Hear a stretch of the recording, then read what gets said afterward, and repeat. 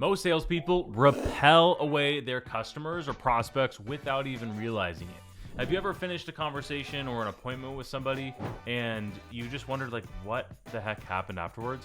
Well, the reality is there is definitely a better way. Something that works so much better than all the sales tactics you've already been taught. Well, you'll be able to get like 10 times more information out of your customers without them feel like you're being a greasy salesperson. Most sales trainers, especially in the real estate space, talk about qualifying your clients so you don't waste time. But I have used a completely different approach with a ton of success that I'm going to share with you today, and I call this a consultative sales approach using question-based selling. My name is Christian Stubbs. I'm an owner of Onyx Homes, which is a real estate sales team based in Southern California. And I personally use these strategies that I'm going to talk about today to sell over $1.1 million in my first 2 years selling real estate. And then I completely jumped out of sales so that I could run my company that has sold over 700 homes for over $600 million in sales volume just since 2020. So let's get into the video where we're going to be talking about this consultative sales approach.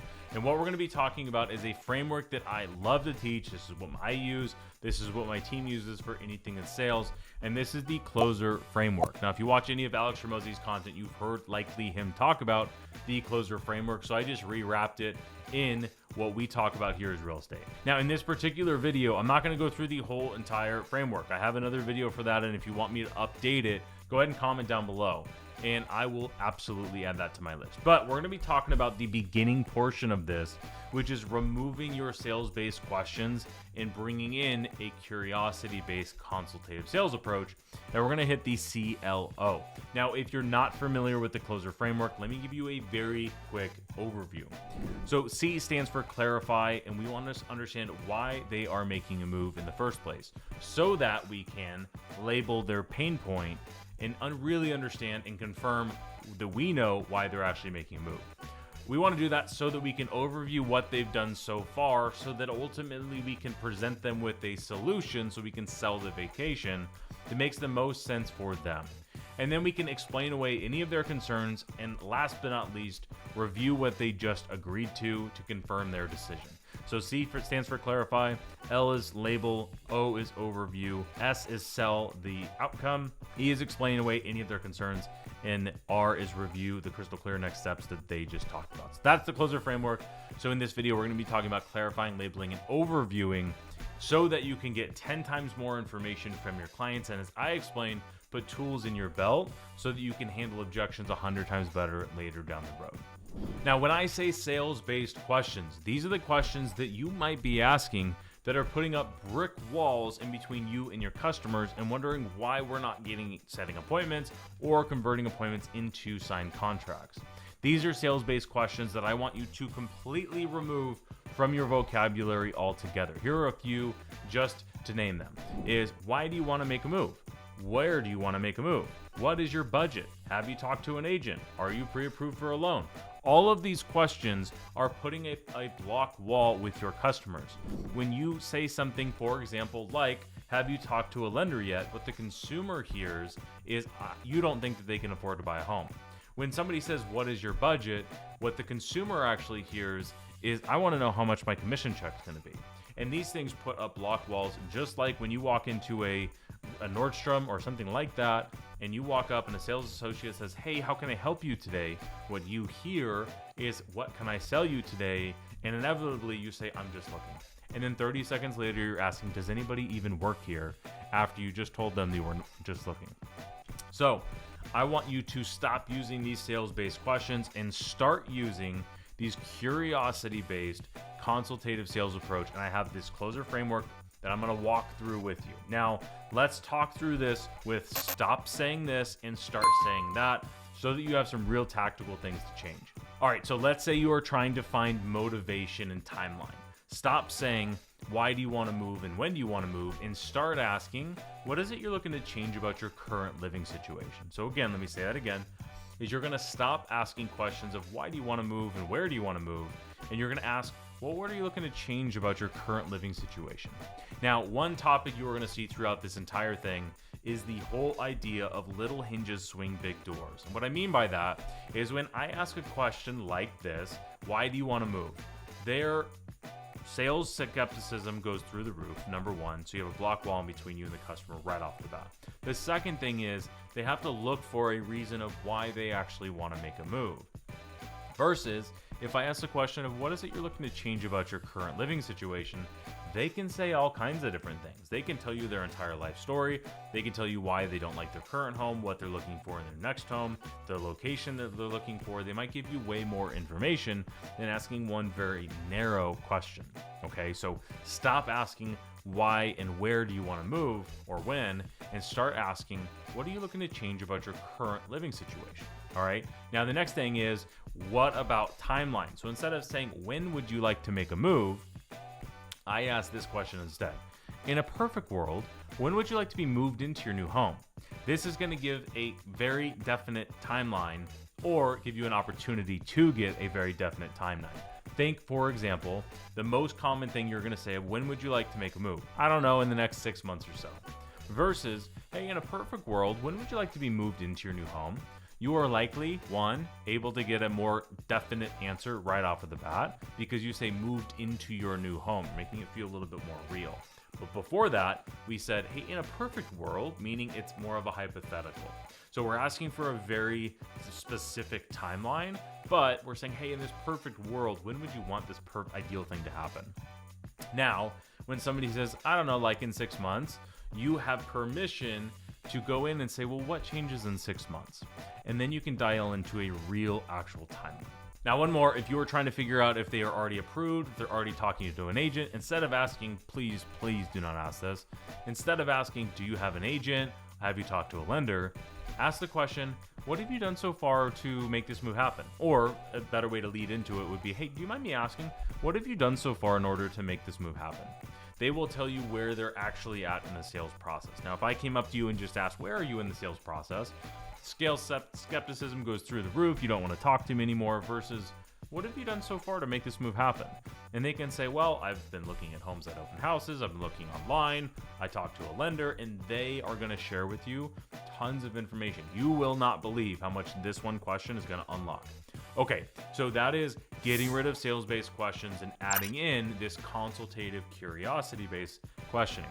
So let's go in a little bit deeper. Let's add in the closer framework so you can understand how to use these questions. Now, I'm going to show this to you by going to our free community on the platform school. So this is a start to finish in real estate community. It is totally free. So if you have not already joined, I highly recommend it. You can start by going in the description down below to be able to join. But I'm going to go ahead and click on the classroom tab where we have several different courses we can look through. In the sales masterclass is what we're talking about right now. And step number 1 is the consultative sales approach with a lot of other stuff in here. Now we are talking about clarifying. So in the closer framework, the first step is to clarify why they're making a move. So here are the actual scripts. Obviously you can watch a video in here as well too, but I'm gonna scroll down to the actual scripts because I look for, we want to clarify why they're moving. And I break why into 2 major points. I break it down into motivation and timeline. So why, like what is their actual motivation to move and on what timeline so we can see how strongly they actually want to make a move. So here are the questions. Now there's not that many. This is why I love this framework versus scripting is you're going to need to memorize questions. You don't need to memorize an entire script. So the framework for this is you want to learn the framework of closer framework and you want to learn the questions to ask along the way. So let's dive in. Here are the questions to help you understand motivation. So what are you looking to change about your current living situation? This is one of my favorite ones. And the next one is, what is it about this home that has you thinking about making a move? If you're talking to a buyer and it's more a property specific conversation, that would be a fantastic question. Another one would be, what has you thinking about making a move in the first place? And how does this, if you're in a property tour, this is my absolute, or an open house, this is my absolute favorite question to ask, is how does this house compare to everything else you've looked at? Now, this is my favorite question when you're in a property with somebody else for a major reason, is what can somebody say? Let me give you a range of possibilities. On a far end of the spectrum over here, somebody could say this, hey Christian, this is the first house I've ever looked at. I'm just starting my search. Got it. Sounds good to me. Or on the opposite end, they could say, well, the house that I saw last weekend looked a little bit better and we wrote an offer on that one. I don't think I would buy this one. Like, oh, okay. Totally different ways to handle each one of those. And I didn't even have to ask, where are you at in the process? And I haven't even got there yet. So what is it you're looking to change about your current living situation? What was it about this home that had you interested? What has you thinking about making a move in the first place? And then obviously when you ask these questions, you're going to be able to go deeper on each one. And the idea here is you really want to understand why they're wanting to make a move. If you are on the phone with somebody, here's how I leave notes is I write down motivation and then I leave bullet points on the actual motivation. And then I write timeline, and the question that I want you to learn, and there's one single question you need to memorize for timeline is, hey, in a perfect world, when would you like to make this move happen? So now you should understand why they want to make a move, both on the motivation and the timeline that they want to make it. Now from here, you do not want to move on until you can actually put a label on their pain point, which brings us to the next step in the closer framework, which L stands for label. We want to be able to label their pain. So this is a very simple to understand and very hard to execute sales tactic. Now, labeling can be done, in my opinion, on a scale of 1 to 10. However, there is level 1, and then there's level 6 through 10.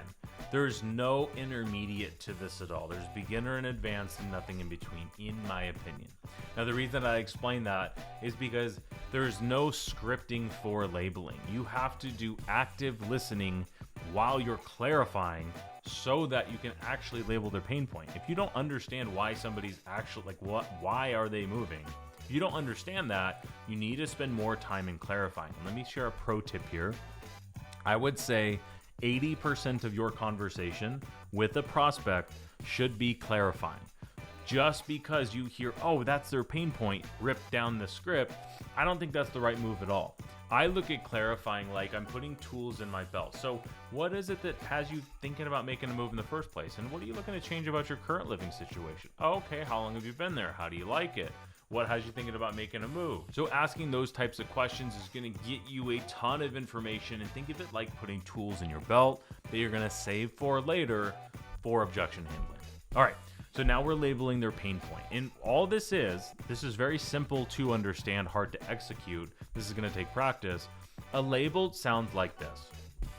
So you would share with me your motivation and timeline. You've shared with me that you have 7 kids in a 2-bedroom and your lease is up in 90 days and you want to become a homeowner and move into something bigger. And I say, got it. Okay, so it sounds like, in a level 1 label might be, it sounds like you're tired of renting and you want to become a homeowner and find something with more space. And they might say, yes, absolutely.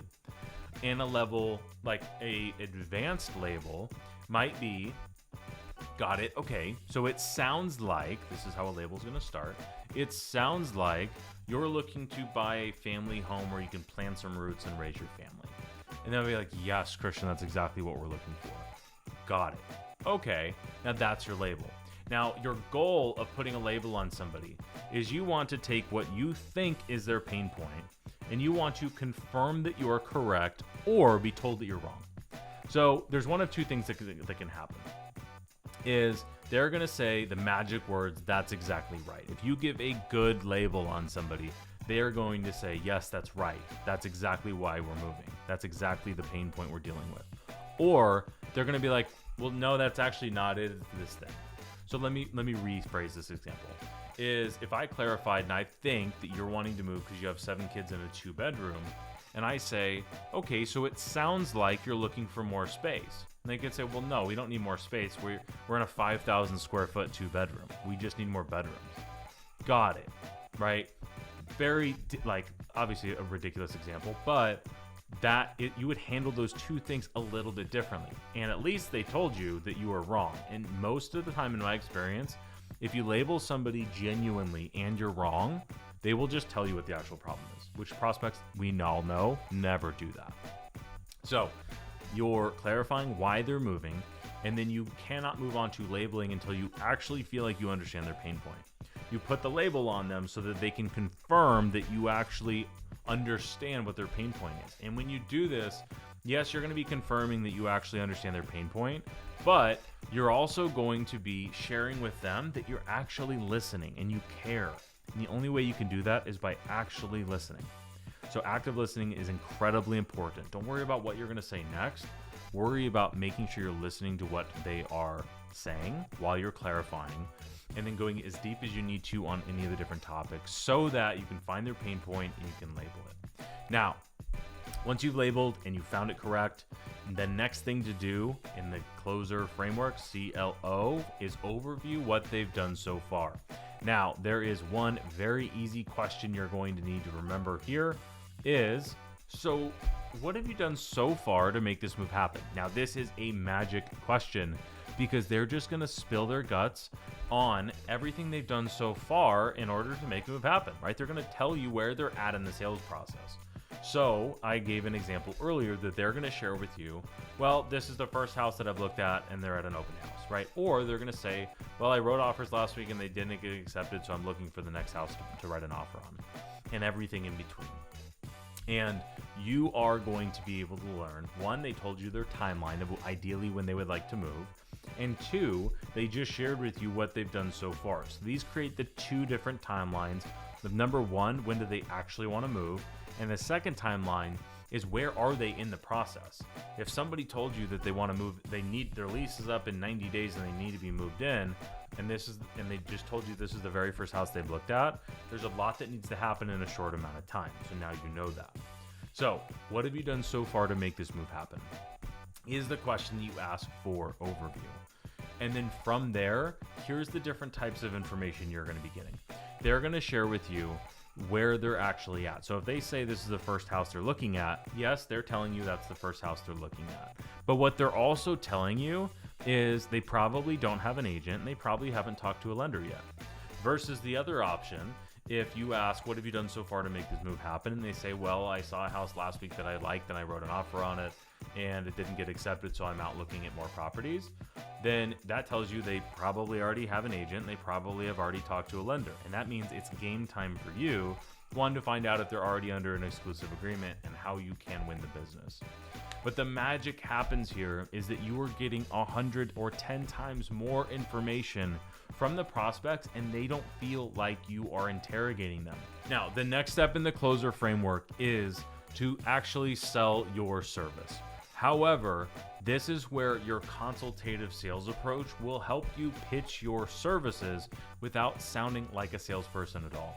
But the only way you're able to do this is if you've clarified why they want to make a move in the first place, you've labeled their pain point and they told you you are correct, and then you've overviewed what they've done so far so that you know where they're at in the process. And ideally, you have not asked a sales-based question yet. Let's get those out of your mind. So now you can transition into selling and say these magic words. And you can say, so based on everything you've shared with me so far, here's what I do for all my clients in your position. And it's what we call a pitch your service. And I go through this in a ton of detail in our free community. And this video is not about closer framework. This video is strictly about getting rid of your sales-based questions and adding in this consultative sales approach. So if you want to learn how to come up with your solution framework, all of this is in the free community in the description down below. You can get the link to join it and go through this entire sales masterclass. Now, if you like this high level of sales training stuff, I'm happy to make more videos like this. Put a comment down below if you like sales. Just leave a comment that I like sales and whatever you found interesting from this video. Like this video and subscribe to the channel because I put out 2 videos just like this every single week. I like talking about sales, and if you like hearing about it, I'll make way more. Now, if you are watching this and wanting to use this in your business to take it to the next level, this next video that I made talks about how to go from $100,000 to $500,000 or more in GCI in the next 12 months. So watch this next video after you like and subscribe to the channel, and I'll see you in the next one.